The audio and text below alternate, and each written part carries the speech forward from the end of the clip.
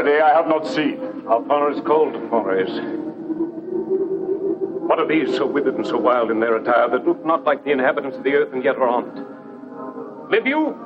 Or are you aught that man may question? You seem to understand me by each at once her choppy finger laying upon her skinny lips. Speak if you can. What are you? All hail Macbeth. Hail to thee, Thane of Glamis. All hail Macbeth. Hail to thee, Thane of Cawdor. All hail Macbeth, that shalt be king hereafter. So why do you start and seem to fear things that do sound so fair? In the name of truth, are ye fantastical, or that indeed which outwardly ye show? My noble partner, ye speak of present grace and great prediction of noble having and of royal hope that he seems practical. To me you speak not. If you can look into the seeds of time and say which grain will grow and which will not, speak then to me who neither beg nor fear your favors nor your hate. Hail! Hail! Hail! Lesser than Macbeth and greater. Not so happy, yet much happier. Thou shalt get kings, though thou be none. So all hail Macbeth and Banquo. Banquo and Macbeth, all hail. Stay, you imperfect speakers. Tell me more. By Sinel's death, I know I am Thane of Glamis, but how of Cawdor? The Thane of Cawdor lives, a prosperous gentleman. And to be king stands not within the prospect of belief, no more than to be Cawdor. Say from whence you all this strange intelligence, or why upon this blasted heath you stop our way with such prophetic greeting. Speak, I charge you!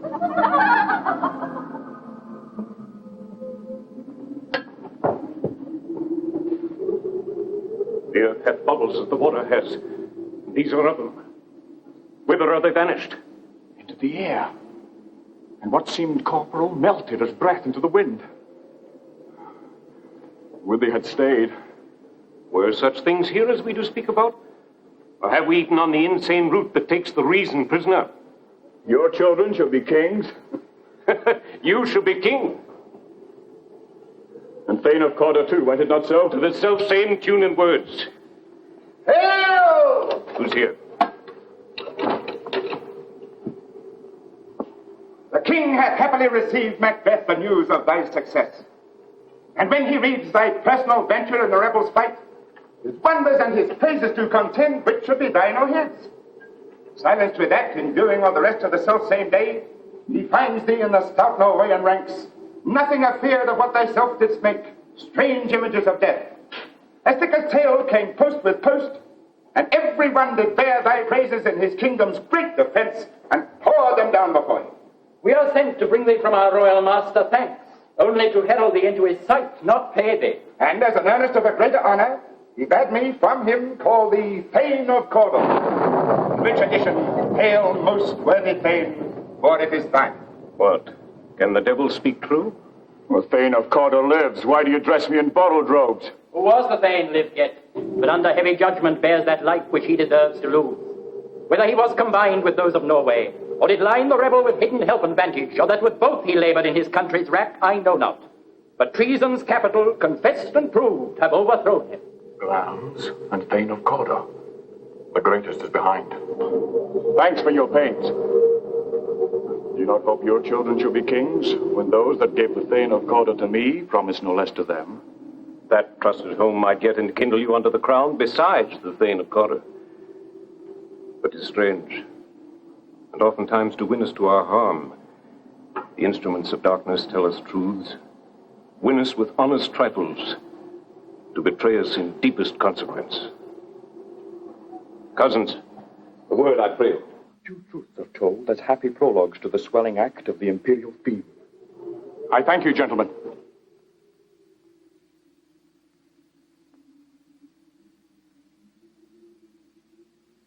This supernatural soliciting cannot be ill, cannot be good. If ill, why hath it given me earnest of success commencing in a truth? I am Thane of Cawdor. If good, why do I yield to that suggestion whose horrid image doth unfix my hair and make my seated heart knock at my ribs against the use of nature? Present fears are less than horrible imaginings. My thought, whose mother yet is but fantastical, shakes so my single state of man that function is smothered in surmise and nothing is but what is not. See how our partner's wrapped? If chance will have me king, By chance me crown me without my star. New honors come upon him like our strange garments, cleave not to their mold, but with the aid of use. Come what come may, time and the hour runs through the roughest day. Worthy Macbeth, we stay upon your leisure. Give me your favor. My dull brain was wrought with things forgotten. Kind gentlemen, your pains are registered for every day I turn a leaf to read them. Let us toward the king. Think upon what hath chanced, and at more time, the interim having waited, let us speak our free hearts, each to other. Very gladly. Till then, enough. Come, friends.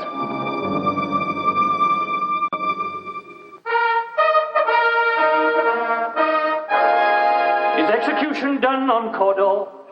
Are not those in commission yet returned? My liege, they have not yet come back. But I have spoke with one that saw him die, who did report very frankly he confessed his treasons, implored your highness pardon, and set forth a deep repentance. Nothing in his life became him like the leaving it. He died as one who had been studied in his death to throw away the dearest thing he owed, as 'twere a careless trifle. There's no art to find a mind's construction in the face. He was a gentleman on whom I built an absolute trust.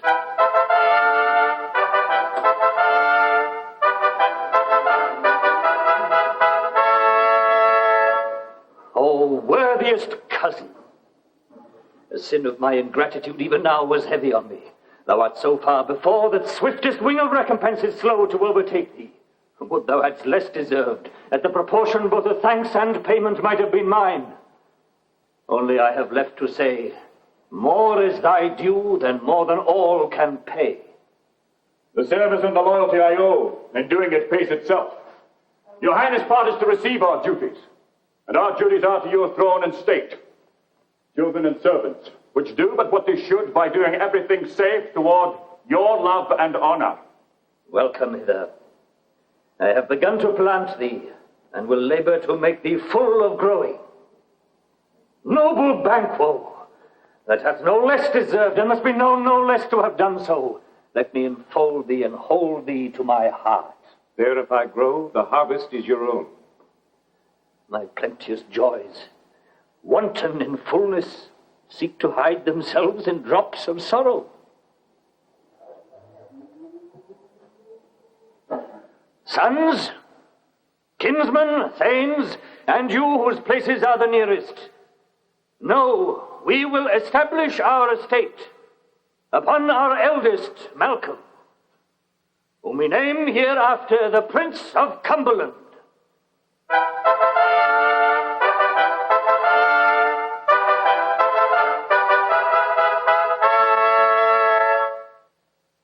Which honor must not unaccompanied invest him only, but signs of nobleness like stars shall shine on all deservers. From hence to Inverness, and bind us further to you. The rest is labor which is not used for you. I'll be myself the harbinger and make joyful the hearing of my wife with your approach. Now humbly take my leave. My worthy Cawdor. Prince of Cumberland, that is a step on which I must fall down or else o'erleap, for in my way it lies. Stars, hide your fires, let not light see my black and deep desires. The eye winketh the hand, yet let that be which the eye fears when it is done to see. True worthy Banquo, he is full so valiant, and in his commendations I am fed. It is a banquet to me. Let's after him, whose care is gone before to bid us welcome. It is a peerless kinsman.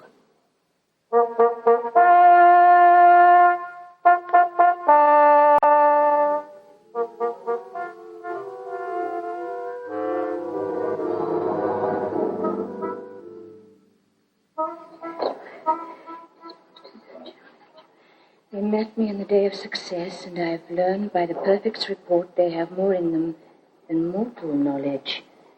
When I burned in desire to question them further, they made themselves air into which they vanished. Whilst I stood wrapped in the wonder of it, came missives from the king, who all hailed me Thane of Cawdor, by which title before these weird sisters saluted me, and referred me to the coming on of time, with Hail, King, that shalt be. This have I thought good to deliver thee, my dearest partner of greatness, that thou mightst not lose the dues of rejoicing by being ignorant of what greatness is promised thee. Lay it to thy heart, and farewell. Glamis thou art, and Cawdor, and shalt be what thou art promised. Yet do I fear thy nature.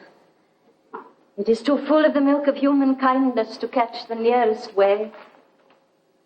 Thou wouldst be great, but not without ambition, but without the illness should attend it. What thou wouldst highly, that wouldst thou holily. Wouldst not play false, and yet wouldst strongly win. Thou'dst have, great Glamis, that which cries, thus thou must do if thou have it, and that which rather thou dost fear to do than wishest should be undone. Hie thee hither, that I may pour my spirits in thine ear, and chastise with the valor of my tongue all that impedes thee from the golden round, which fate and metaphysical aid doth seem to have thee crowned withal. What is your tidings? The king comes here tonight. I'm mad to say it. Is not thy master with him? Who whatso would have informed for preparation? So please you, it is true, our Thane is coming. One of my fellows had the speed of him, who almost dead for breath, had scarcely more than would make up his message. Give him tending. He brings great news. Raven himself is horse that croaks the fatal entrance of Duncan under my battlements. Come, you spirits that tend on mortal thoughts, unsex me here, and fill me from the crown to the toe top full of direst cruelty. Make thick my blood, stop up the access and passage to remorse, that no compunctious visitings of nature shake my fell purpose, nor keep peace between the effect and it. Come to my woman's breasts and take my milk for gall, you murthering ministers, wherever in your sightless substances you wait on nature's mischief.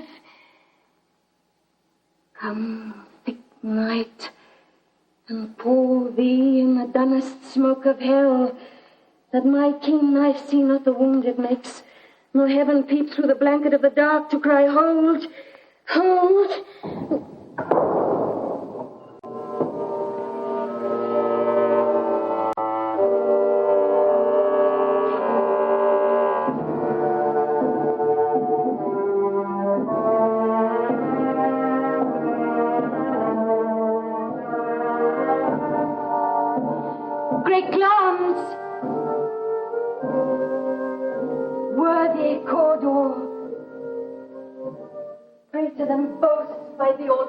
Hereafter.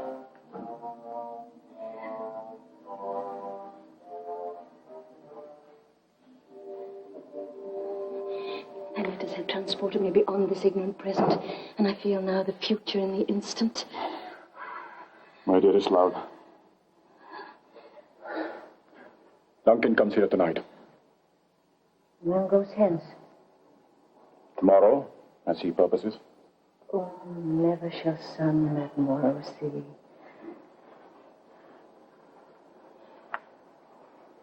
Your face, my Thane, is as a book where men may read strange matters. To beguile the time, look like the time. Bear welcome in your eye, your hand, your tongue. Look like the innocent flower, but be the serpent under it. He that's coming must be provided for, and you shall put this night's great business into my dispatch, which shall to all our nights and days to come give solely sovereign sway and masterdom. We will speak further.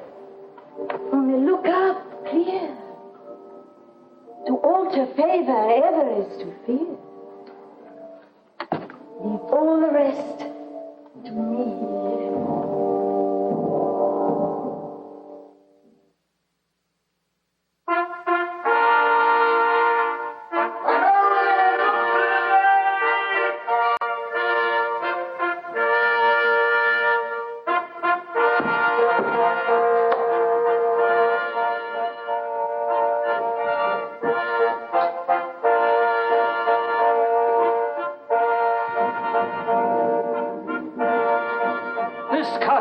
pleasant seat.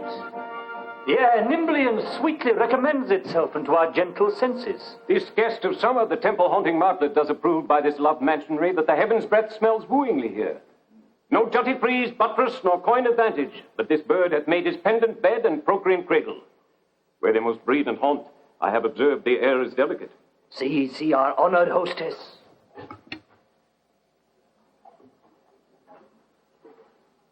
The love that follows us sometime is our trouble, which still we thank as love. Herein I bid you that you learn how God healed us for your pains and thank us for your trouble.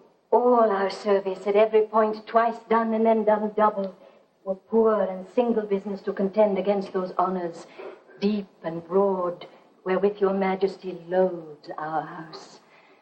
For those of old and the late dignities heaped up to them, we rest your hermits. Where's the Thane of Cawdor? We coursed him at the heels and had a purpose to be his purveyor. But he rides well, and his great love, sharp as his spur, hath holp him to his home before us. Fair and noble hostess, we are your guest tonight. Your servants ever have theirs themselves and what is theirs, in compt to make their audit at your highness' pleasure, still to return your own. Give me your hand. Conduct me to mine host. We love him highly, and shall continue our graces towards him. By your leave, hostess.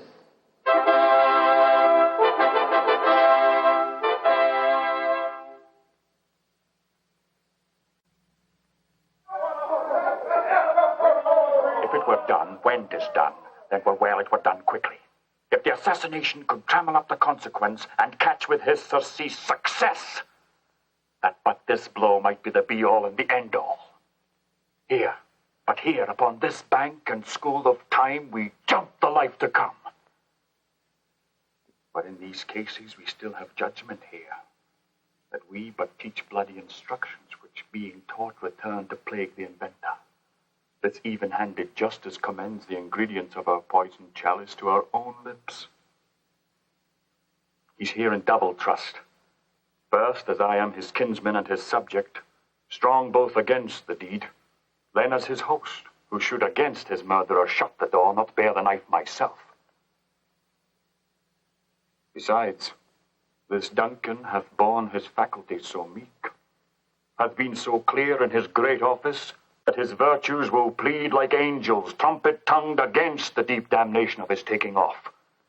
And pity, like a naked newborn babe striding the blast, or heaven's cherubim, horsed upon the sightless couriers of the air, shall blow the horrid deed in every eye, that tears shall drown the wind.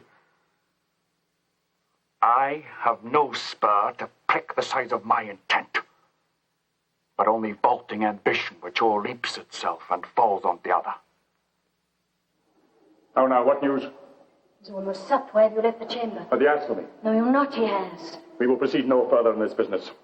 He hath honoured me of late, and I have bought golden opinions from all sorts of people, which would be worn now in their newest gloss, not cast aside so soon. Was the hope drunk wherein you dressed yourself?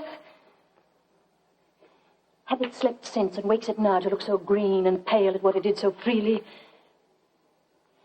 From this time such I account thy love. Art thou appeared to be the same in thine own act and valour as thou art in desire? Would thou have that which thou esteemest the ornament of life, and live a coward in thine own esteem, letting I dare not wait upon I would like the poor cat in the adage? Let thee peace! I dare do all that may become a man. Who dares do more is none. What beast was it then that made you break this enterprise to me? When you durst do it, then you were a man. And to be more than what you were, you would be so much more the man. No time, no place did then adhere, and yet you would make both. They have made themselves, and that their fitness now does unmake you. I've given suck, and know how tender 'tis to love the babe that milks me. I would, while it was smiling in my face, have plucked my nipple from its boneless gums and dashed its brains out, had I so sworn as you had done to this. If we should fail? We fail. But screw your courage to the sticking place and we'll not fail.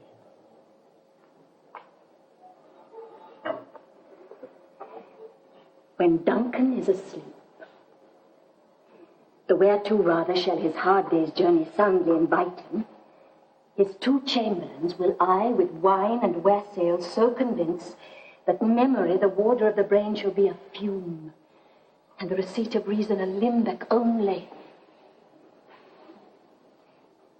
When in swinish sleep their drenched natures lie as in a death, what cannot you and I perform upon the unguarded Duncan?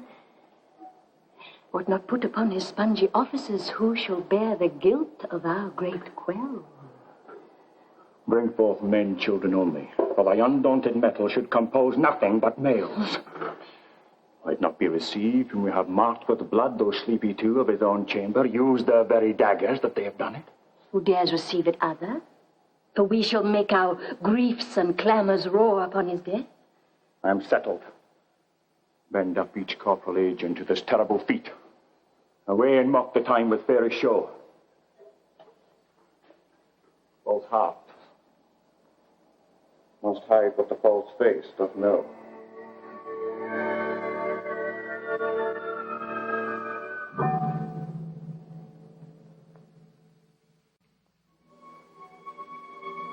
How goes the night, boys? The moon is down. I thought first the clock. She goes down at 12. It takes us later, sir. Hold. Take my sword. There's husbandry in heaven. Her candles are all out. Heavy summons lies like lead upon me, and yet I would not sleep. Take me that too. Powers restrain in me the cursed thoughts that nature gives way to in repose. Give me my sword. Who's there, friend? What, sir? Not yet at rest? The king's abed. He hath been an unusual pleasure, and sent forth great largesse to your offices. This diamond he greets your wife withal by the name of most kind hostess, and shut up in measureless content. Oh, being unprepared, our will became the servant to defect, which else should free have wrought. All's well. I dreamt last night of the 3 weird sisters. To you, they have showed some truth. I think that of them. Yet when we can entreat an hour to serve, we would spend it in some words upon that business. If you will grant the time. At your kind pleasure. If you shall leave me the time, when 'tis, it shall make honor for you. So I lose none in seeking to augment it, but still keep my bosom franchised and my allegiance clear. I shall be counseled. Good repose a while. Thanks, sir. The like to you.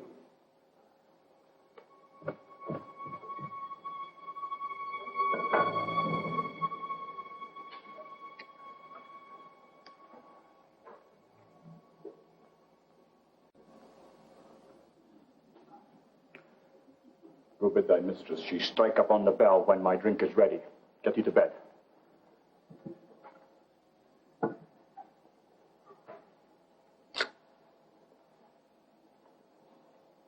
Is this a dagger which I see before me, the handle toward my hand? Come, let me clutch thee. Have thee not, and yet I see thee still. Art thou not faithful vision, sensible to feeling as to sight? Or art thou but a dagger of the mind, a false creation proceeding from the heat of blessed brain?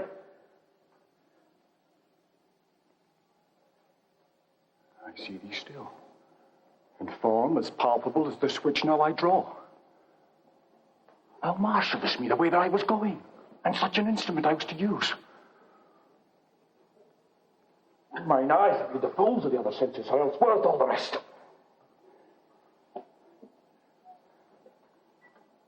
I see thee yet, and on thy dudgeon, and blade, gouts of blood which were not so before.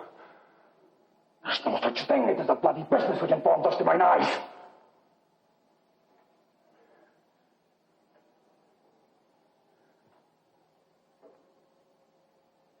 Now o'er the one half world nature seems dead, and wicked dreams abuse the curtained sleep.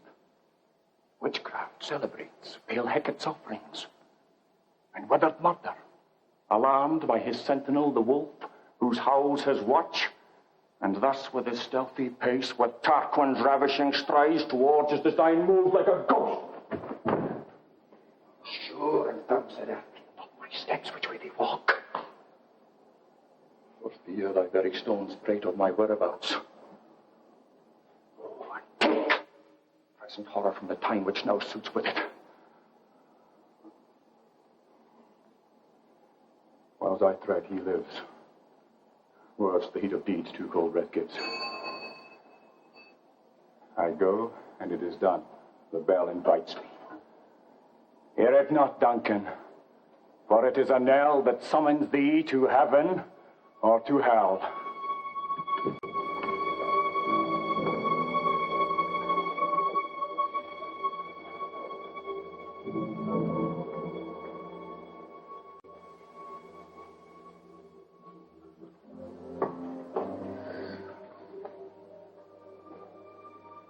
That which hath made them drunk hath made me bold. What hath quenched them hath given me fire.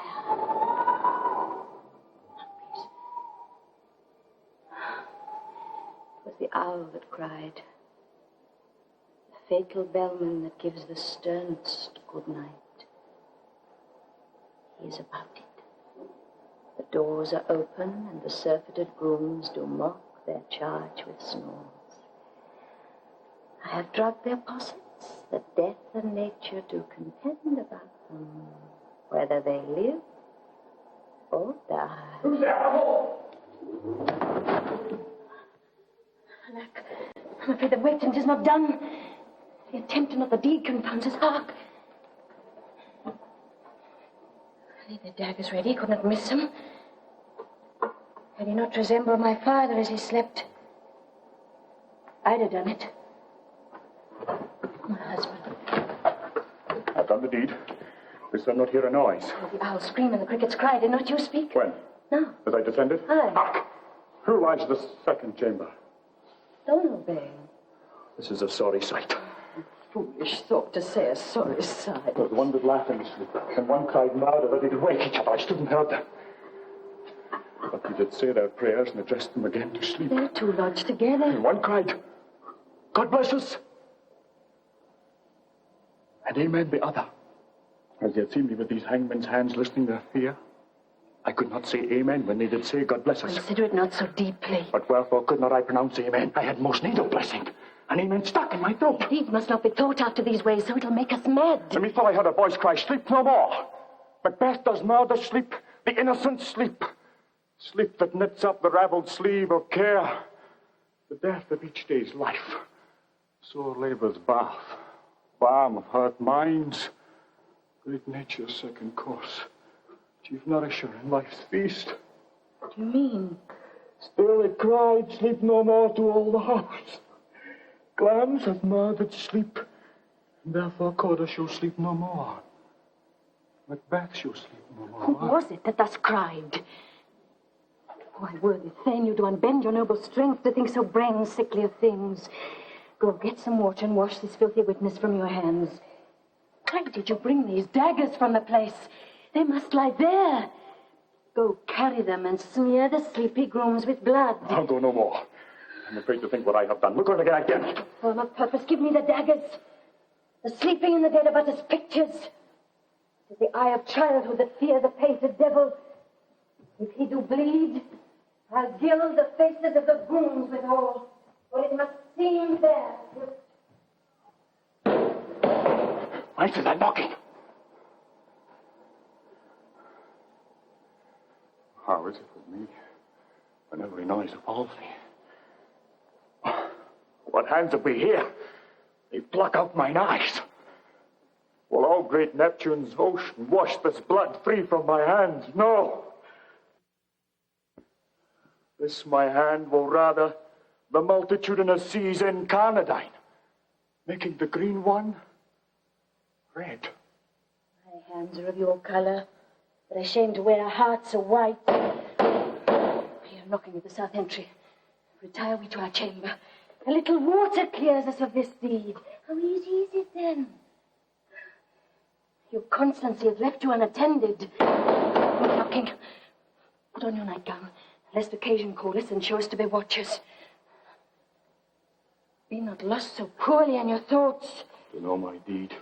Oh, 'twere best not know myself. begin with thy knocking. I would thou couldst. This is knocking indeed.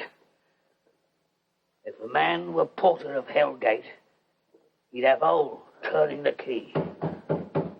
Knock, knock, knock. Who's there in the name of Beelzebub? Here's a farmer that hanged himself on the expectation of plenty. Come in time. Have napkins to know about you. Here, you'll sweat for it. Knock, knock. Who's there in the other devil's name? Faith is an equivocator who could swear in both the scales against either scale, who committed treason enough for God's sake, and yet could not equivocate to heaven. Come in. Equivocator. Knock, knock, knock. Faith, here's an English tailor coming for stealing out of a French hose. Come in, tailor. Here you may roast your gooses. Knock, knock, never let quiet. What are you? Oh, this place is too cold for hell. Our devil portrait no further. I had thought to have let in some of all professions to go the primrose way to the everlasting bonfire. Anon, anon.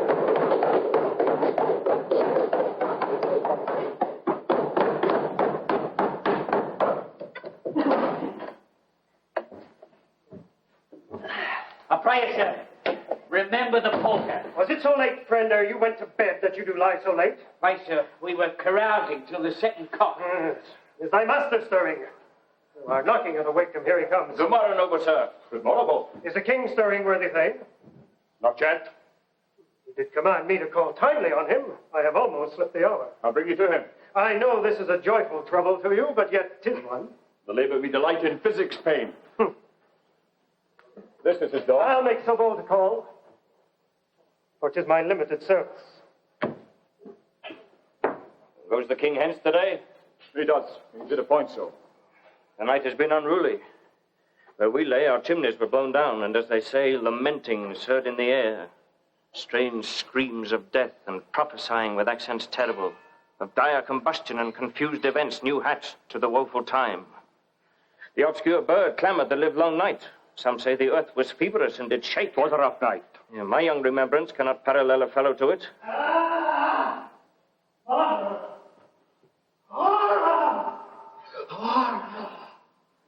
Tongue or heart cannot conceive your name. What is the matter?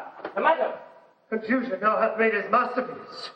Most sacrilegious murder hath broke up the Lord's anointed temple and stole thence the life of the building. What does she say, the life? Me, his majesty? Approach the chamber and destroy your sight with a new gorgon. Do not be... See and then speak yourselves. Wake!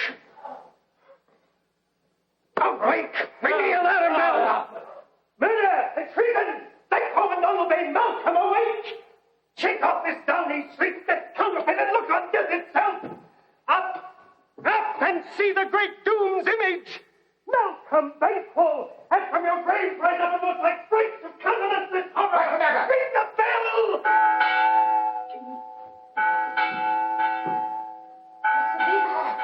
Such a hideous trumpet calls to parley the speakers of the house. Speak! Speak! Gentle lady, do not hear what I can speak. The repetition in a woman's ear would murder as it fell. Banquo. Banquo, our royal master's murdered. Oh, alas, what in our house? Too cruel anywhere. Dear Duff, I prithee contradict thyself and say it is not so. That I would die an hour before this chance. I've lived a blessed time. For from this instant there is nothing serious in mortality. All is but toys. Renown and grace is dead. The wine of life is drawn, and a mere ease is left this vault to brag of. What is amiss? You are, and do not know it. The spring, the head, the fountain of your blood is stopped. The very source of it is stopped. The royal father's murdered. By whom?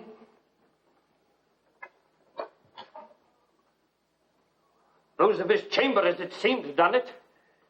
Their hands and faces were all badged with blood. So with their daggers, which on white we found upon their pillows. They stared and were distracted. No man's life was to be trusted with them. For yet I do repent me of my fury that I did kill them. Huh? Wherefore did you so? Well, who can be wise, amazed, temperate and furious, neutral and loyal at a moment? No man. The expedition of my violent love outrun the pause of reason. Here lay Duncan, his silver skin, laced with his golden blood, and his gashed stabs looked like a breach in nature for ruin's wasteful entrance. They're the murderers, steeped in the colours of their trade, and the daggers unmannerly breached with gore. But who could refrain that had a heart to love, and in that heart courage to make his love known? Help me, Hansel! Oh, look to the lady. Why do we hold our tongues that most may claim this argument for ours? What should be spoken here where our fate, hidden in auger hole, may rush and seize us? Let's away. Our tears are not yet brewed. Nor our strong sorrow upon the foot of motion. Look to the lady.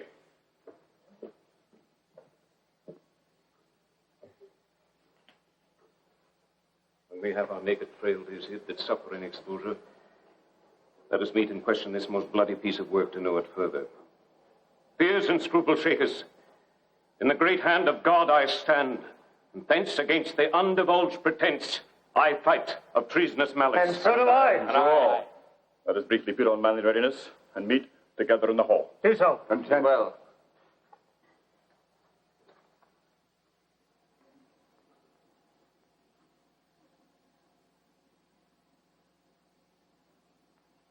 Let's not consort with them.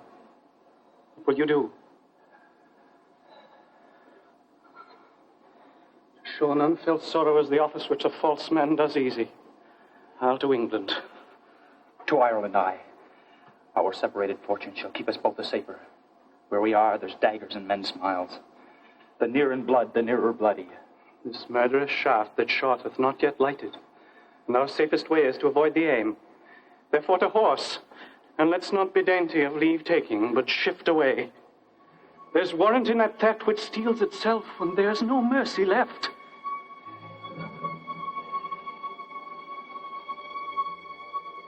Thou hast it now. King, Cawdor, Glamis, all as the weird women promised. And I fear thou playedst most foully for her.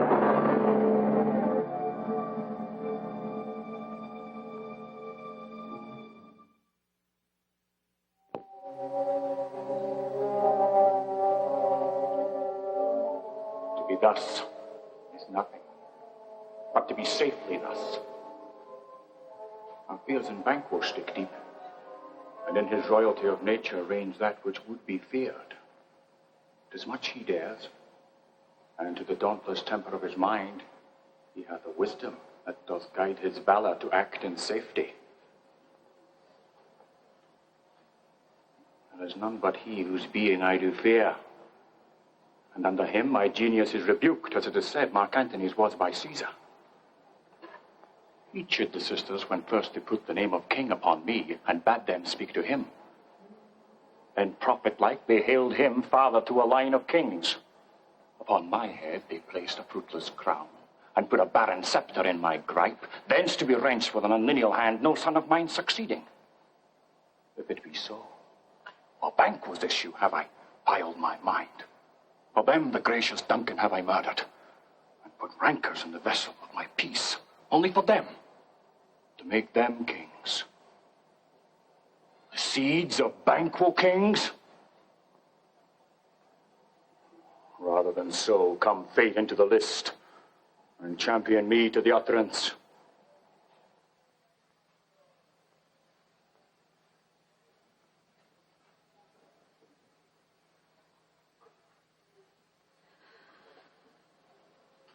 Lord's hand, all spent.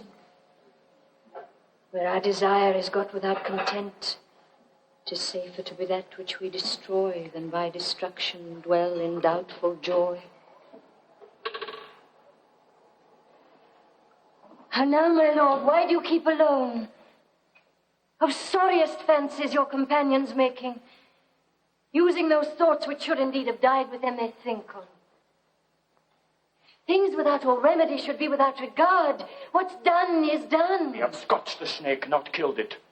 to close and be herself, whilst our poor Malice remains in danger of her former tooth. But let the frame of things disjoint both the worlds suffer. Ere we will eat our meal in fear and sleep in the affliction of these terrible dreams that shake us nightly. Better be with the dead whom we, to gain our peace, have sent to peace, than on the torture of the mind to lie in restless ecstasy.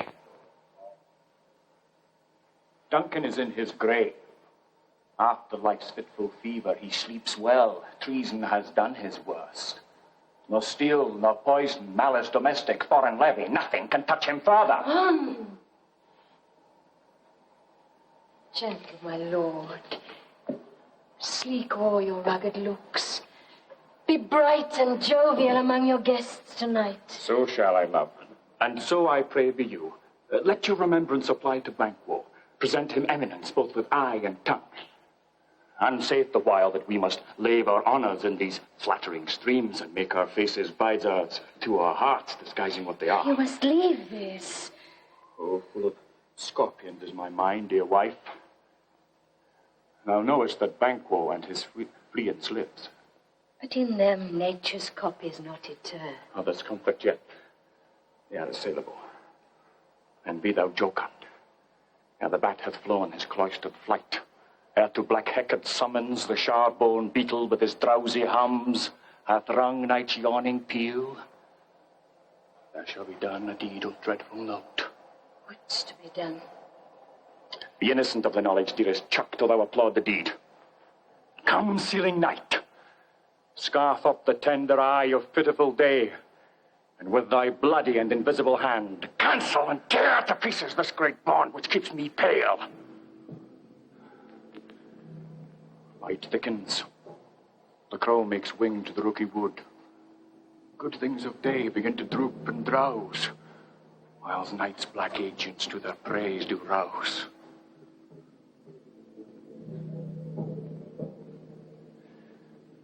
Thou marvellest at my words. But hold you still. Things bad begun make strong themselves by ill.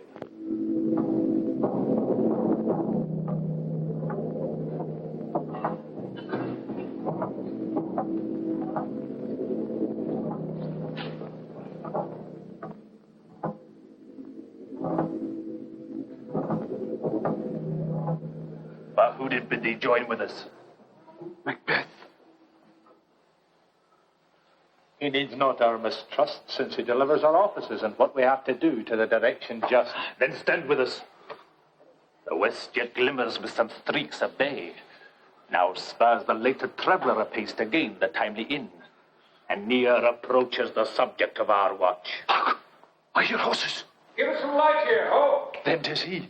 The rest that are within the note of expectation already are in the court. His horses go about. Almost a mile, but he does usually as the all men do. From hence to the palace gate maketh their walk. A light, a light, 'tis he. Stand to it.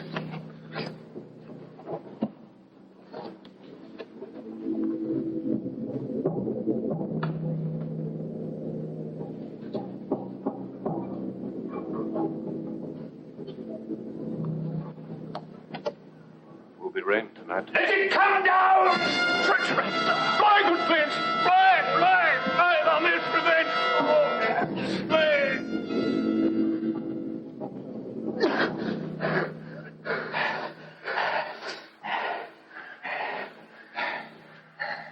Who did strike out the light? Was not the way. There's but one down, the sun is fled!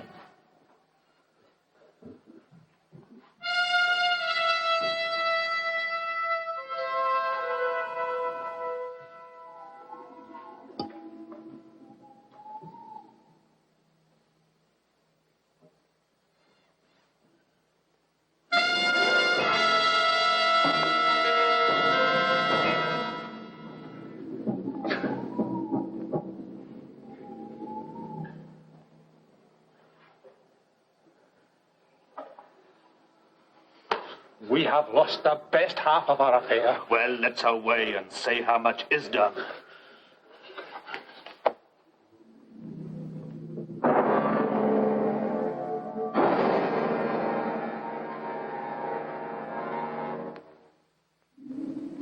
Is he dispatched? My lord, his throat is cut. That I did for him.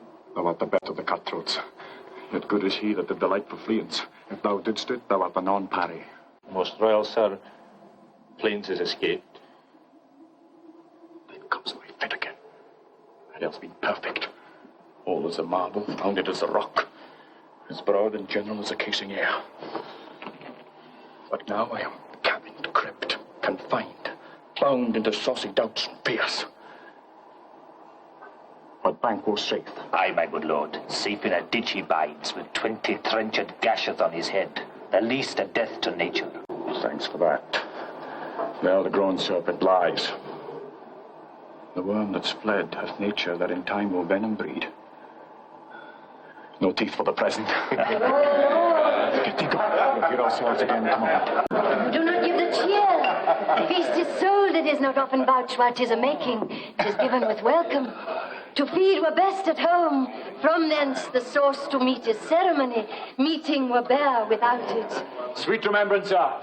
Now good digestion wait on appetite, and health on both. May it please your highness, sit. Here had we now our country's honour roofed, with the graced person of our Banquo present, who I rather challenge for unkindness than pity for mischance. His absence, sir, lays blame upon his promise. Please your highness to grace us with your royal company. The table's full. Oh, here is the place reserved, sir. Where? Oh, here, my good lord. What is that moves your majesty? Which of you have done this? What, my good lord? Thou canst not say I did it. Never shake thy gory locks at me. Gentlemen, rise. His highness is not well. Sit, worthy friends. My lord is often thus, and hath been from his youth. Pray you keep seat. The fit is momentary. Upon a thought he will be well again. If much you note him, you shall offend him, and extend his passion. Feed and regard him not. Oh, man. Aye, and a bold one that dares look upon that which might appall the devil. Stuff. This is the very painting of your fear. This is the air-drawn dagger which you said led you to Duncan.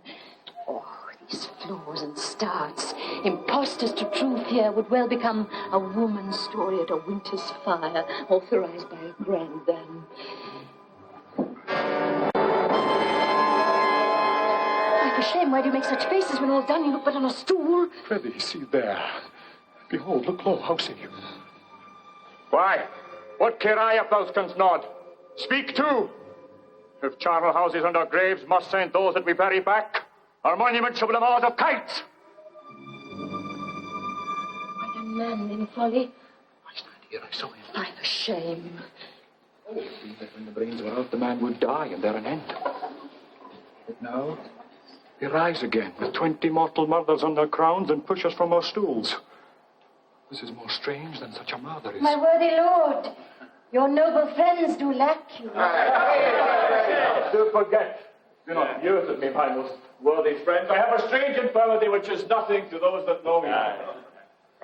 Come, health and health to all. Then I will sit down. Give me some wine, fill full. I drink to the general joy of the whole table. And to our dear friend Banquo, whom we miss, would he were here. Aye. To all in here we thirst.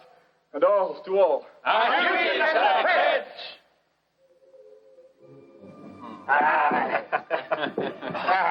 lord, yourself.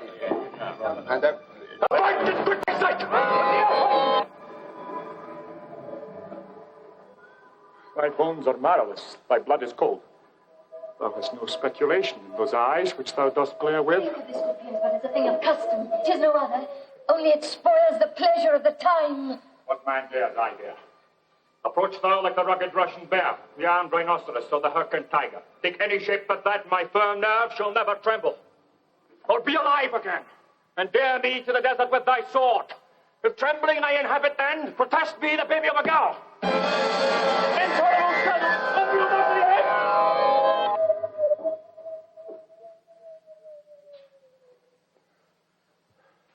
Why so? Being gone, I am a man again. Prithee, sit still. Displace the mirth, broke the good meeting with the most admired disorder. How can such things be and overcome us like a summer's cloud without our special wonder? You make me strange, even to the disposition that I owe, when I think now you can behold such sights and keep the natural ruby of your cheeks, when mine is blanched with fear. What sights, my lord? Oh, pray you speak not. He grows worse and worse. Question enrages him. At once, good night. Stand not upon the order of your going, but go at once. Good night.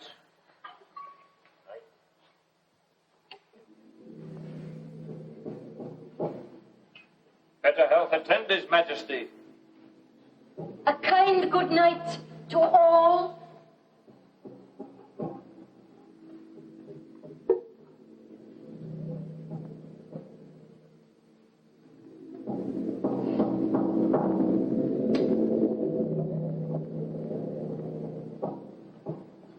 It will have blood, they say.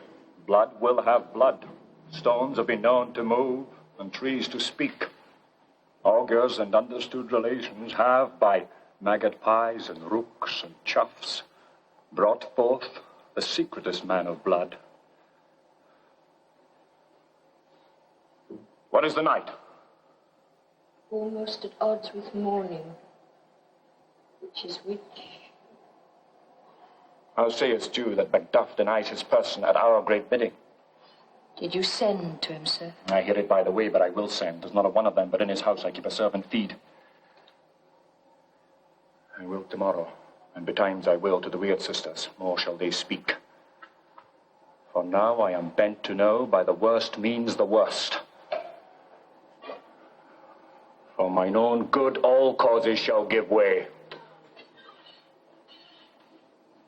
I'm in blood, steeped in so far, that should I wade no more, returning were as tedious as go o'er. Strange things I have in mind, that will to hand, which must be acted, ere they may be scanned. You lack the season of all natures. Sleep. Come, will to sleep. My strange and self-abuse is the initiate fear that wants hard use. We are yet but young indeed.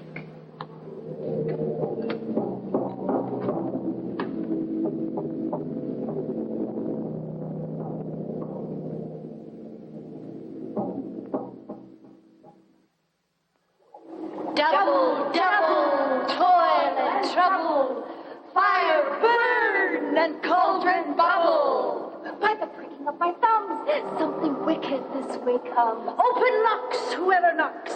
How now, you secret black and midnight hags? What is to do? A deed without a name. I conjure you by that which you profess. Howe'er you come to know, answer. Speak, demand. We'll answer. Macbeth, Macbeth, Macbeth. Beware Macduff. Beware the vain wife. Dismiss it now. Macbeth, Macbeth, Macbeth. Had I 3 years, I'd hear thee. Be bloody, bold, and resolute. Laugh to scorn the power of man. For none of woman born shall harm Macbeth. Then live, Macduff. What need I fear of thee? Be lion then, proud, and take no care who chieves, who frets, or where conspirers are. Macbeth shall never vanquished be, until great Burnham Wood to high Dunsinane Hill shall come against him.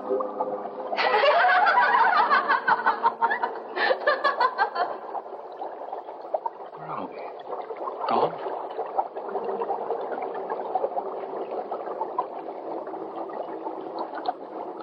From this moment, the very firstlings of my heart shall be the firstlings of my hand. And even now, to crown my thoughts with acts, be it thought and done. The castle of Macduff I will surprise, seize upon Fife, and give to the edge of the sword his wife, his babes, and all unfortunate souls that trace him in his line. Thou art mine, I will bring in my soul.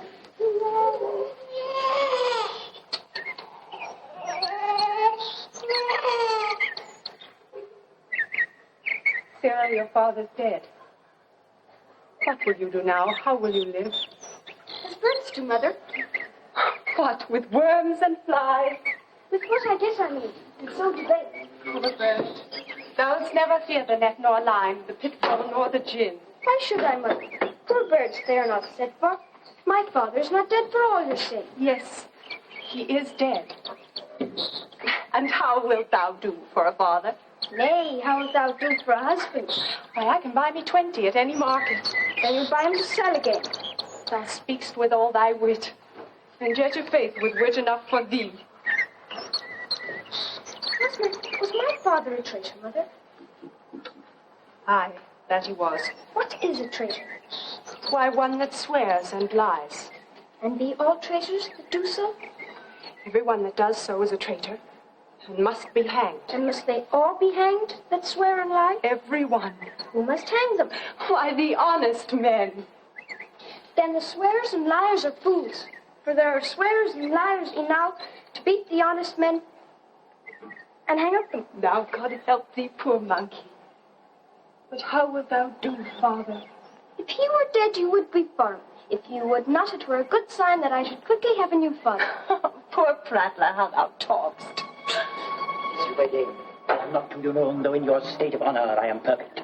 I doubt some danger does approach you nearly. If you will take a homely man's advice, be not found here. Hence with your little ones. To fight you thus, methinks I am too savage. To do worse to you a fell cruelty which is too nigh your person. Heaven preserve you, I dare abide no longer. Whither should I fly? I have done no harm. But I remember now I am in this earthly world, where to do harm is often laudable, to do good sometime accounted dangerous folly. Why then, alas, do I put up that womanly defense to say I have done no harm. Where is thy husband? I hope in no place so unsanctified where such as thou mayst find him. He's a traitor. Don't raise some shaggy villain. You egg, young bride of treachery. He is killing me, Mother. Run away, I pray you.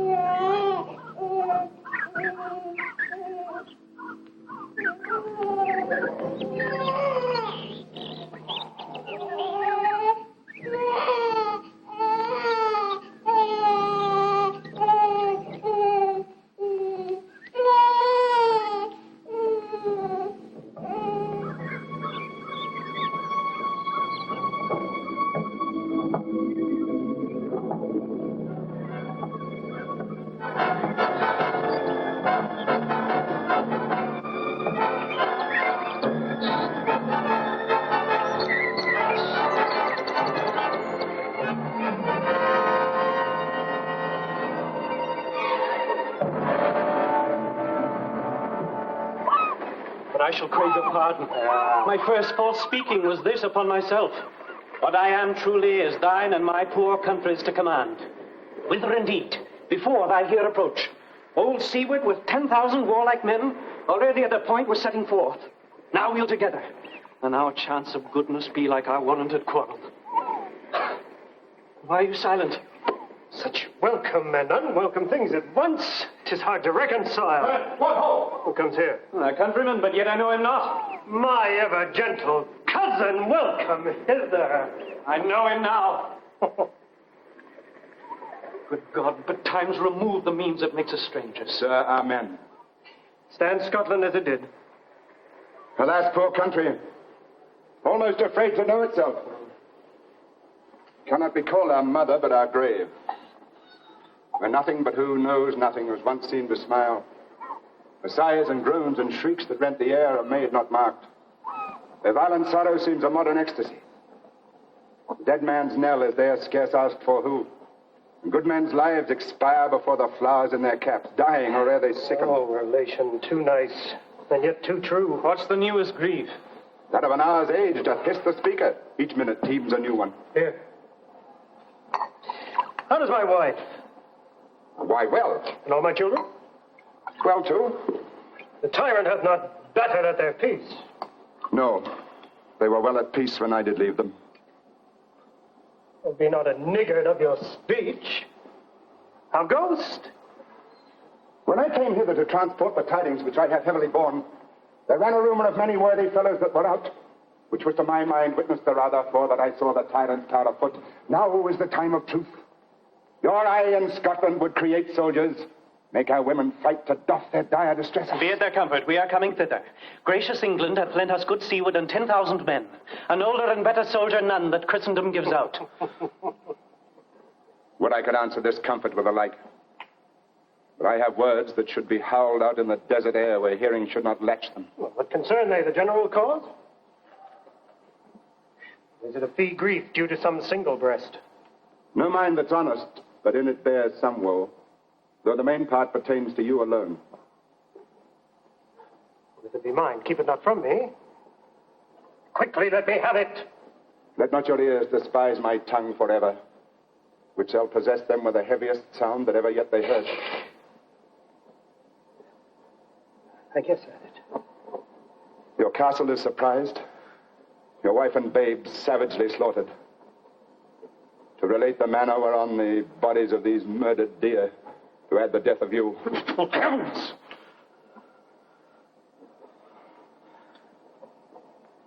What man gives sorrow words? The grief that does not speak whispers the all-fraught heart and bids it break. My children, too. Wife, children, servants, all that could be found. And I must be from thence. My wife killed too? I have said. Be comforted. Let us make medicines of our great revenge to cure this deadly grief. He has no children. All, my pretty ones. Did you say all? Oh, hell, kite! All?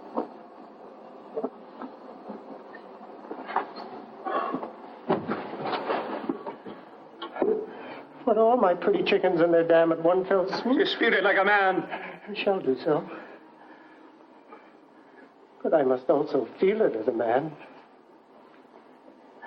I cannot but remember such things that were most precious to me. Did heaven look on and would not take their part? Sinful Macduff, they were all struck for thee. Not that I am. Not to their own demerits, but for mine fell slaughter on their souls. Heaven rest them now. Let this be the whetstone of your sword. Let grief convert to anger. Blunt not the heart, enrage it. Oh, I could play the woman with mine eyes and braggart with my tongue. But gentle heavens, cut short all intermission. Front to front bring thou this fiend of Scotland and myself. Within my sword length set him. If he scape, heaven forgive him too.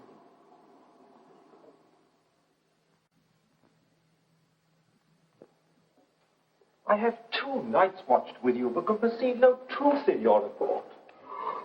Oh. When was it she last walked? Since His Majesty went into the field, I have seen her rise from her bed, throw her nightgown upon her, unlock her closet, take forth paper, fold it, write on it, read it, afterwards seal it, and then again return to bed. Yet all this while in a most fast sleep. Great perturbation in nature, thus to receive the benefits of sleep and do the effects of watching. In this slumbery agitation, besides her walking and other actual performances, what at any time have you heard her say? Oh, that's so which I will not report after her. You may to me, and 'tis most meet you should. Neither to you nor anyone, having no witness to confirm my speech. Lo, you, here she comes. This is her very guise, and upon my life fast asleep. Observe her, stand close. How came she by that light? Why, it stood by her. She has light by her continually. 'Tis her command. You see, her eyes are open. Aye, but their senses are shut. What is it she does now? Look how she rubs her hands. It is an accustomed action with her to seem thus washing her hands. I have known her continue in this a quarter of an hour. It is a spot. Ah, she speaks. I'll set down what comes from her to satisfy my remembrance the more strongly. Damn spot out, I say!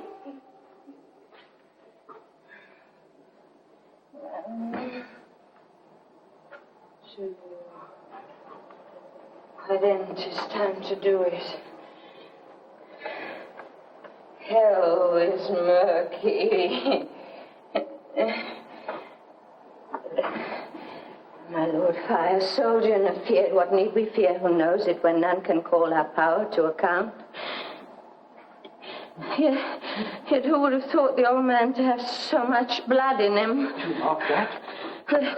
The Thane of Fife had a wife. Where is she now? What will his hands ne'er be clean?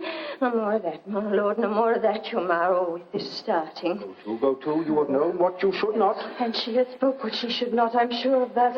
Heaven knows what she has known. But here's the smell of the blood still. All the perfumes of Arabia will not sweeten this little hand.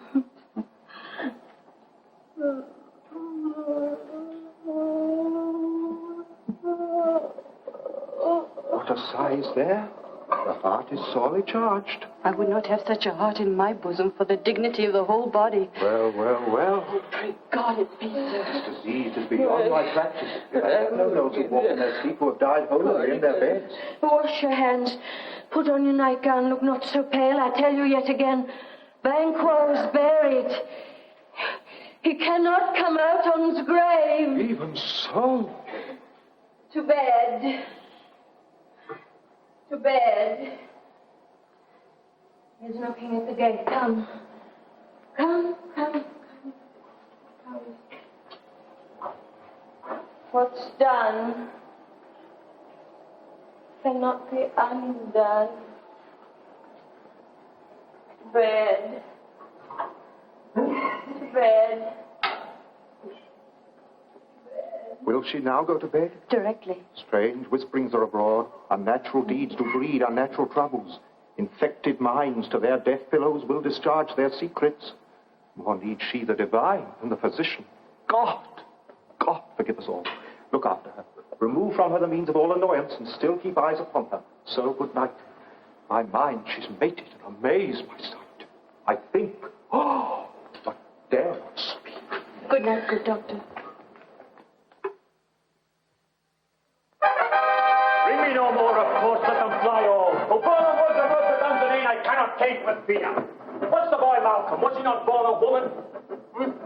The spirits that know all mortal consequences have pronounced me thus. Fear not Macbeth, for no man that's born of woman shall e'er have power upon thee. Men fly full stains and mingle with the English epicures. For the mind I sway by, and the heart I bear, shall never sag with doubt nor shake with fear. Oh, the devil damn thee, black thou cream-faced loon, where gottest thou that ghost look? There is 10,000. Geese villain? Soldiers, sir. Go prick thy face and overhead thy fear, thou lily-livered boy. What soldiers? Death of thy soul, those linen cheeks of thine are counsellors to fear. What soldiers wave face? The English force, so please. Take up his hands!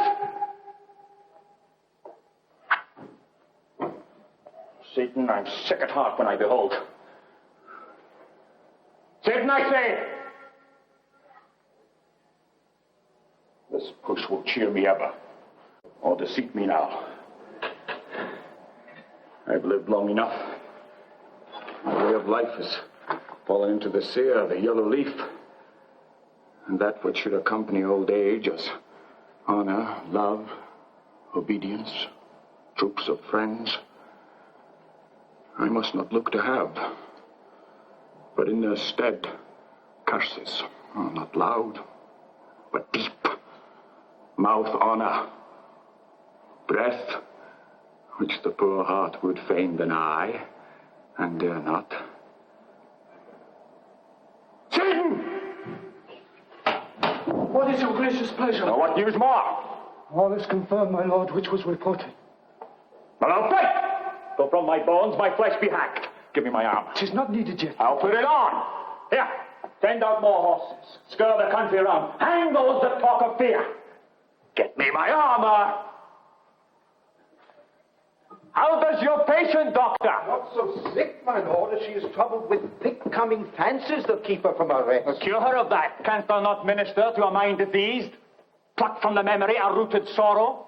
Raise out the written troubles of the brain, and with some sweet oblivious antidote, cleanse the stuffed bosom of that perilous stuff which weighs upon the heart? Therein the patient must minister to himself. Open it to the dogs, I'll none of it.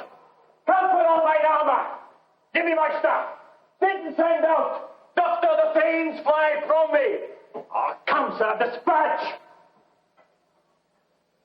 If thou couldst, Doctor, cast the waters of my land, find her disease, and purge it to a sound and pristine health, I would applaud thee to the very echo that you'd applaud again. Pull it off, I say. What, rhubarb, senna, or what purgative drug would score those English hens? Hearest thou of them? Aye, my good lord. Your royal preparation makes us hear something. Bring it after me. I will not be afraid of death and bane till Burnham would remove the Dunsinane. Drive from Dunsinane away and clear profit again would hardly draw me here.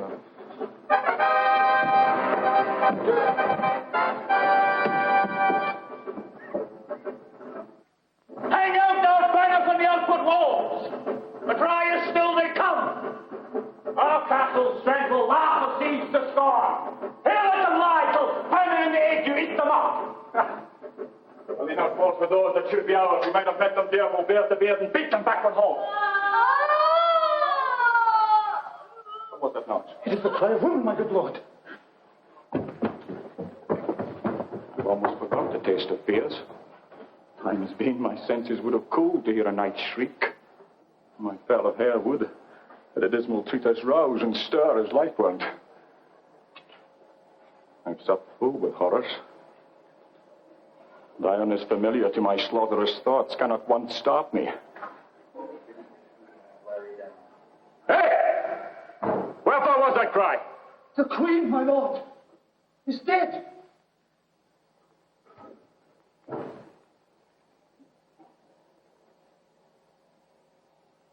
She should have died hereafter. There would have been a time for such a word. Tomorrow, and tomorrow, and tomorrow creeps in this petty pace from day to day to the last syllable of recorded time. And all our yesterdays have lighted fools away to dusty death. Out. Out, brief candle. Life's but a walking shadow, a mere player who struts and frets his hour upon the stage and then is heard no more. 'Tis a tale told by an idiot, full of sound and fury, signifying nothing. My lord! Thou comest to use thy tongue, thy story quickly. Chris, my lord, I should report that which I say I saw, but know not how to do it. I'll say, sir. As I did stand my watch upon the hill, and looked toward Burnham, and anon methought the woods began to move. Liar and slave! Let me endure your wrath if it be not so. Within this 3 mile may you see it coming. I say, a moving grove. If thou speakst false, upon the next tree shalt thou hang alive till famine cling thee. Thy speech be sooth. I care not. Thou dost for me as much. I pull in resolution and begin to doubt the equivocation of the fiend that lies like truth. Fear not till Burnham wood do come to Dunsinane. And now a wood comes toward Dunsinane. Arm! Arm and out! This which he approaches does appear. There's no flying hence, nor tarrying here. I begin to be aweary of the sun. I wish this state of the world were now undone. Ring the alarm bell! Oh, when come back! At least we'll die with harness on our back!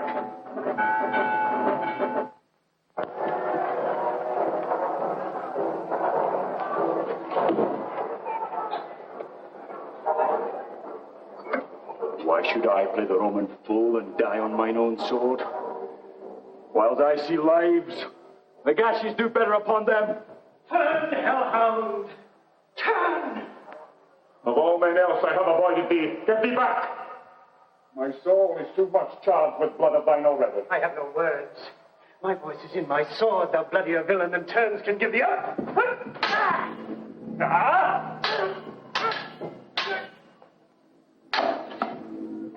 Thou losest labor.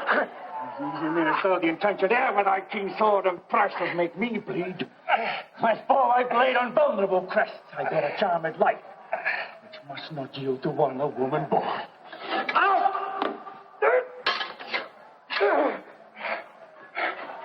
Spare thy charm, and let the angel whom thou still hast served tell thee. Macduff was from his mother's womb untimely ripped. Augustus! That tongue that tells me so. I shall call my better part of man.